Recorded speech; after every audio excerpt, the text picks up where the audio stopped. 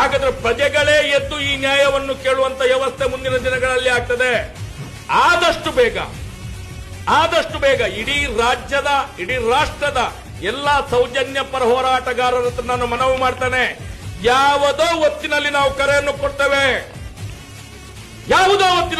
ಕೊಡ್ತೇವೆ. ಇಡೀ ರಾಜ್ಯ, ಇಡೀ ದೇಶದ ಸೌಜನ್ಯ ಪರ ಹೋರಾಟಗಾರರು ಬೆಳ್ತಂಗಡಿಯಲ್ಲಿ ಹಾಜರಾಗಿರಬೇಕು.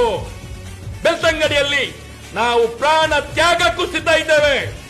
ಯಾವತ್ತು ಕಾನೂನಿನ ಪರವಾದ ಹೋರಾಟಕ್ಕೆ ಮನ್ನಣೆ ಕೊಡುವುದಿಲ್ಲ ನೀವು ಅಂತ ಹೇಳಿದ್ರೆ ನಾವೇನು ಷಂಡರು? ನಾವು ಸ್ವತಂತ್ರ ಭಾರತದಲ್ಲಿ ಬದುಕುವುದು ತಪ್ಪೇನ್ರಿ ನಾವು? ಇಷ್ಟು ಹೇಳಲಿಕ್ಕೆ ಇಚ್ಛೆ ಪಡ್ತೇನೆ. ಆದಷ್ಟು ಬೇಗ ಈ ದೇಶದ, ಈ ರಾಜ್ಯದ ಎಲ್ಲಾ ಜಿಲ್ಲೆಗಳ ಸೌಜನ್ಯ ಪರ ಹೋರಾಟಗಾರರಿಗೆ ಸೌಜನ್ಯ ಪರ ಹೋರಾಟದ ಒಂದು ಸಂದೇಶ ಯಾವುದೇ ಹೊತ್ತಿನಲ್ಲಿ ಬರಬಹುದು. ಎಲ್ಲರೂ ಕೂಡ ಶಾಂತಿಯುತ ಹೋರಾಟಕ್ಕೆ ಬೆಳ್ತಂಗಡಿ ತಾಲೂಕಿನಲ್ಲಿ ಒಟ್ಟಿಗಾಗಬೇಕು.